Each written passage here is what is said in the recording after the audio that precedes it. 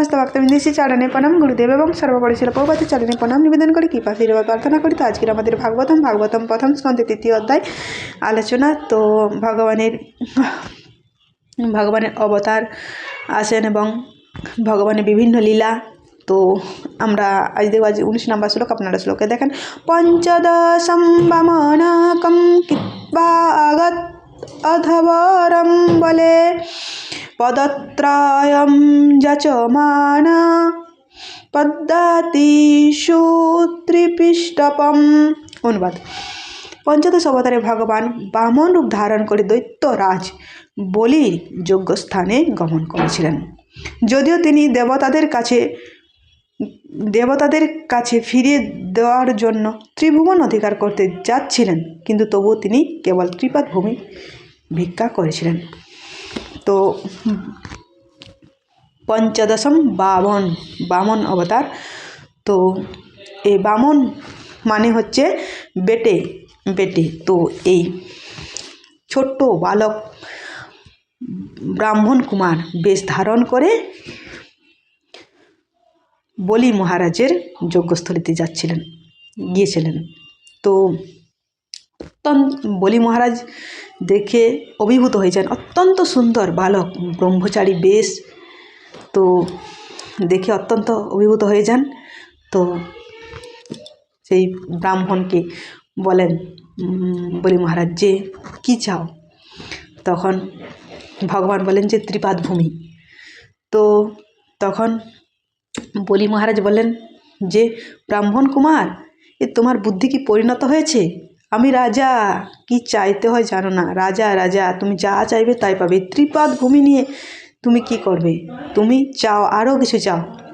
তখন ভগবান বলেন যে ব্রাহ্মণ সংস্কৃত, অল্পেই সন্তুষ্ট, আমি ত্রিপাদ ভূমিই চাই, আর কিছু চাই না।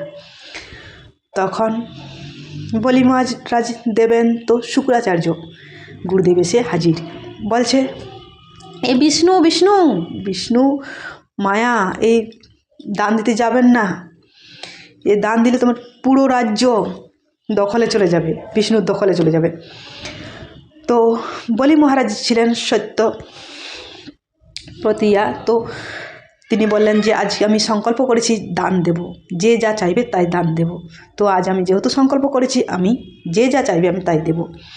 তখন দান দেবে বলে আরও সংকল্প করেন শুক্রাচার্য। তিনি সেই কুমণ্ডলীর ভিতরে ঢুকে যান যাতে জল না বেরোতে পারে।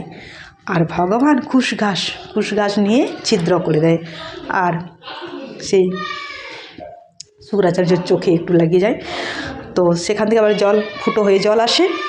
তারপরে বলি মহারাজ তিনি আবার সংকল্প নেন, আচমন করেন। তো তারপরে দান দিতে শুরু করেন। তো ভগবানের প্রথম যে ত্রিপাদ চেয়েছিল, প্রথম পাদে তিনি ভগবান পদ বিস্তার করতে করতে একদম এই উপরে 7 লোক তিনি দখল করেছিলেন। এটা তো ভূলোক, ভুব স জন তপ ব্রহ্ম লোক দখল করে নিয়েছিলেন। আরেক পায়ে তিনি কি করেছিলেন, নিচে তল, অতল, বিতল, সুতল, রসাতল আর পাতাল, এই 7টা লোক অধিকার করে নেন।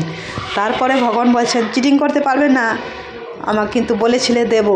তখন বলি মহারাজ বললেন যে আমার শরীরটা এখন রয়েছে, তো আমার মাথায় পা রাখুন। তো সেই মাথা পেতে দিয়েছিলেন। তো ভগবান পরবর্তীকালে তাকে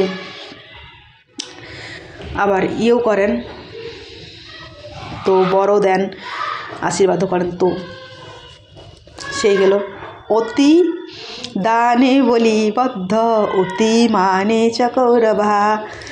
তো সেই ভগবান বামন অবতার।